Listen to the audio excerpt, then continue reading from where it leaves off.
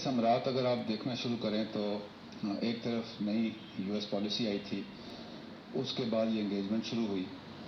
तो हुकूमती सतह पे भी आपने वो सारे बयान देखे होंगे, और आर्मी चीफ के साथ जब उनकी मुलाकात हुई तो हमारी जो लाइन थी वो ये थी कि पाकिस्तान ने पिछले 15 साल के अरसे में, और ख़ास तौर पर पिछले 7-8 साल के अरसे में अपनी मुल्क की सिक्योरिटी के लिए बहुत इक़दाम किए, और उसके हमने अच्छे नताइज भी हासिल किए।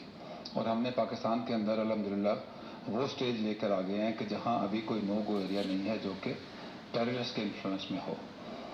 और इसी बात को आगे चलाते हुए सिक्योरिटी की सतह पर जब बातचीत हुई तो आर्मी चीफ का उनसे ये था कि अब जो इंड्योरिंग पीस एंड स्टेबिलिटी की तरफ हमने जाना है वो कोऑपरेशन ही हमें आगे लेके जा सकता है, ट्रस्ट बेस्ड रिलेशनशिप हमें आगे लेके जा सकता है। नो अमाउंट ऑफ कोर्शन और confrontation will take us to benefit from whatever we have done. तो इसके नताइज जो हैं वो आना भी शुरू हुए।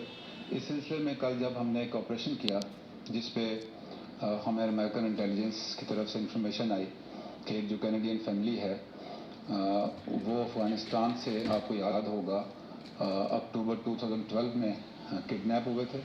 उसके बाद से वो उन्हीं के पास थे अफगानिस्तान में, और इस दौरान अमेरिकन की भी अपने लेवल पे जहां वो बातचीत कर सकते थे उन्होंने उनकी बाजियाबी के लिए बातचीत की।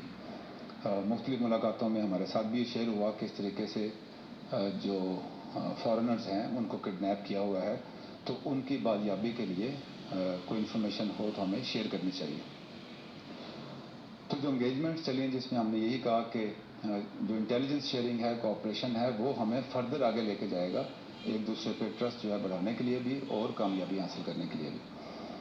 तो उस दिन तकरीबन 4:10 पे अमेरिकन एम्बेसडर का हमारे GHQ में हाई लेवल ऑफिशियल से रब्ता हुआ और हमें बताया गया कि जो ये फैमिली है ये अफ़गानिस्तान से एंटर होके तो पाकिस्तान के जो कबायली इलाके हैं कुरम एजेंसी के बॉर्डर से वो दाखिल हुए हैं, तो हमें इसमें आपकी मदद चाहिए कि आप इनको रेस्क्यू करा सकें। लेकिन साथ ये भी एक जो कंसर्न था कि इनकी जान को कोई ख़तरा ना हो, हम इनको जो है वो बगैर किसी नुकसान के रिकवर कर सकें। 4:10 पे ये इन्फॉर्मेशन आई शाम को, और उसके बाद हमने आल्दो कि हमारी प्रेजेंस जो है वो उन इलाकों में बहुत है, लेकिन इसका मतलब ये नहीं कि हर इंच के ऊपर जो है हमारी प्रेजेंस है। पोस्ट टू पोस्ट रब्ता होता है और एरिया टू एरिया रब्ता होता है। तो जो इन्फॉर्मेशन मिली उसकी बुनियाद पे हमने अपने जो ट्रुप्स थे उनको उस इलाके की तरफ भेजा। उसके अलावा जो भी टेक्निकल सर्वेलेंस के मीन्स हैं हमारे, हमने वो इस्तेमाल किए, and we could detect that vehicle. 2 गाड़ियाँ थी।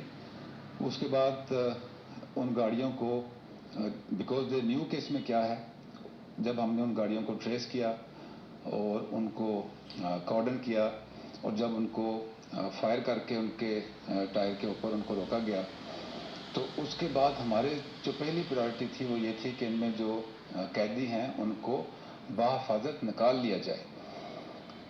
इसके लिए अभी मैं आपको एक क्लिप भी दिखाऊंगा कि हमारी कोशिश ये थी कि जो टेररिस्ट हैं उनको और जो उसके अंदर कैदी हैं उनको आइसोलेट किया जाए, उनको पहले अलहदा किया जाए। अगर वो इकट्ठे रहते हैं और अगर शूट आउट होता है तो उनको भी नुकसान पहुंचने का अंदेशा था जो कि अंदर कैदी थे, और ये भी खतरा था कि वो भागते हुए इन्हीं पे फायर ना कर जाएं।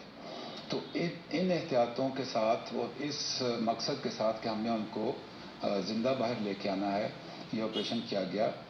जो ट्रुप्स थे उन्होंने पहले गाड़ी को, टेररिस्ट को एक दूसरे से अलहदा किया, फिर उनके और उसके दरमियान आए और फिर गाड़ी से उनको निकाला और वो बाहिफाजत उनको बाजियाब कराया।